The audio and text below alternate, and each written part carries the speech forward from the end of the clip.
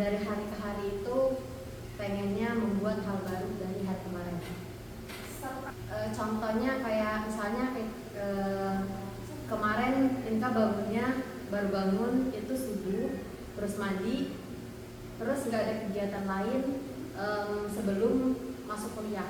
Kalau hari ini Inka bangun subuh, mandi, terus Inka isi dengan olahraga. Berarti kata-katanya lebih kepada baru, refresh.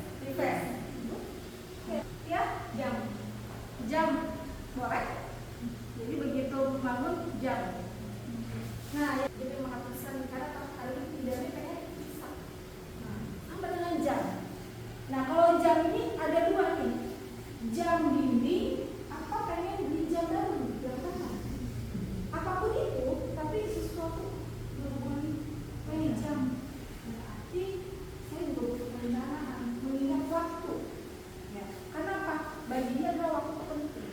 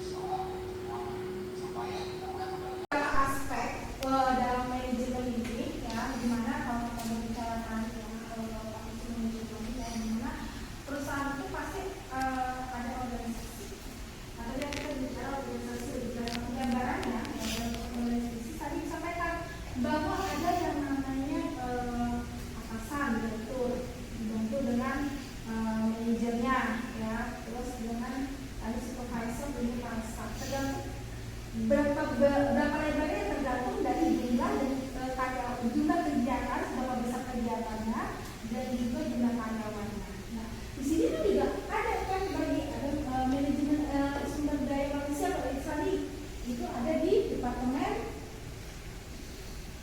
SDM. Ini keuangan di departemen keuangan. Ya, terus ini juga sama departemen pemasaran, sama produksi juga sama, ya ada departemen sendiri. Gak boleh menjadi satuin, yang masa dipisahkan. Karena apa? Karena materinya fakultas adalah tentang KKP yang dibutuhkan sama manajer. Pimpinan ya. Ada mukanya KKP di sini sebelum dilanjutkan. Ya, gimana? Saya mau bertanya.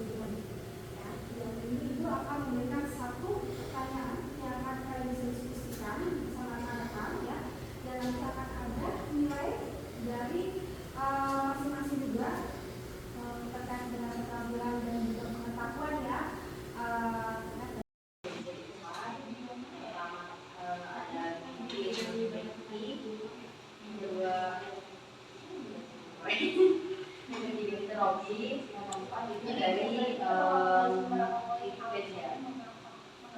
Jadi nanti kita sebutin satu-satu.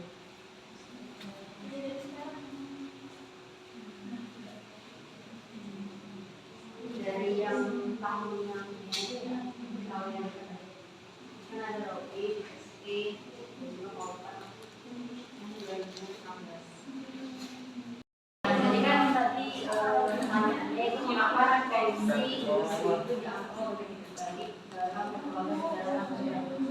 Jawabannya karena perubahan untuk manajerial yang lebih sistematis dan juga ilmiah. Pastinya kan dari jawab ke jawab itu pasti beda sejarahnya itu gimana. Baik, untuk diskusinya waktu sudah selesai. Jadi untuk diskusinya masing-masing kelompok A dan kelompok B untuk menyampaikan hasil diskusinya. Diskusi kelompoknya bisa diwakilkan dari kelompok A dan B. Masing-masing dari kelompok A, siapa yang mau menyampaikan?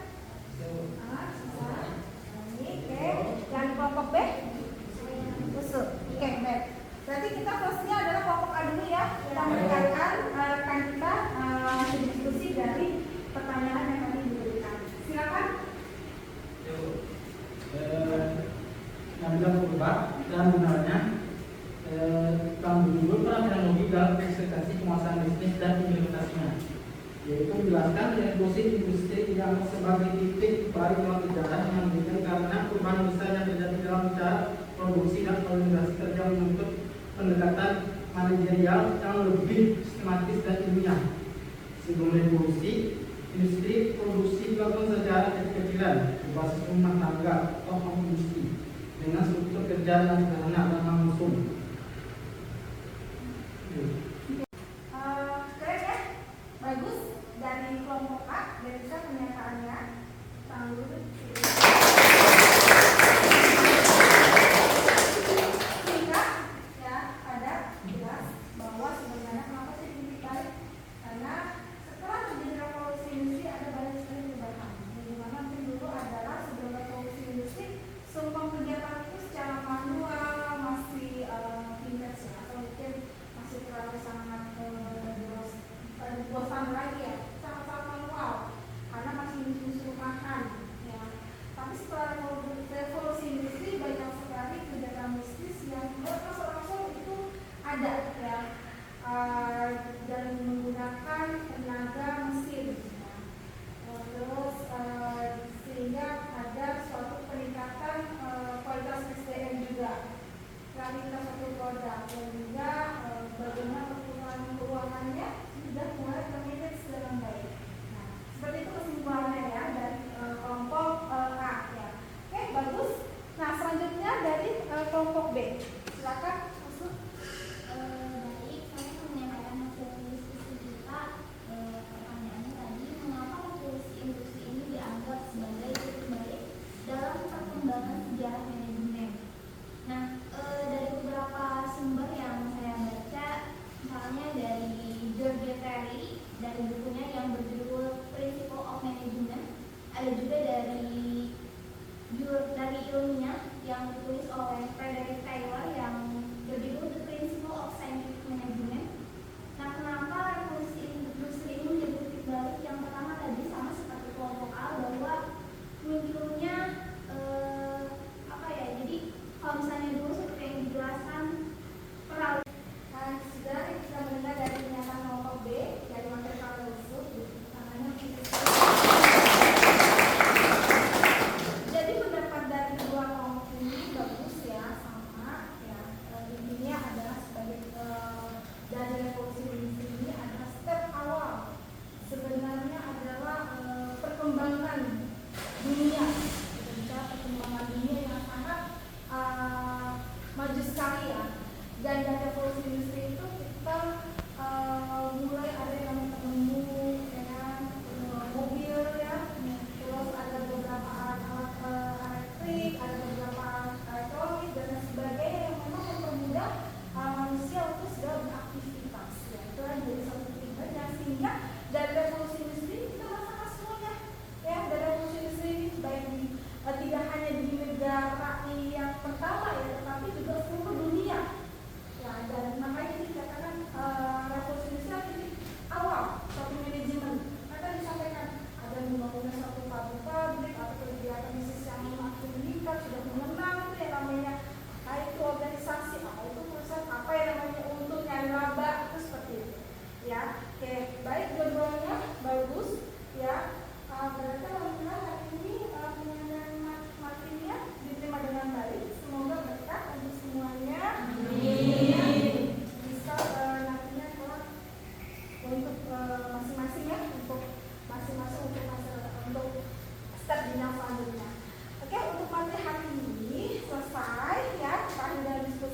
kita akhiri dengan ucapan alhamdulillah. Nah, sekian ya untuk materi hari ini. Insya Allah kita ketemu di minggu selanjutnya untuk materi di TPRK yang sudah Ibu sampaikan selalu sebelumnya ya. Oke, selesai hari ini. Berakhir dengan wassalamualaikum warahmatullahi wabarakatuh.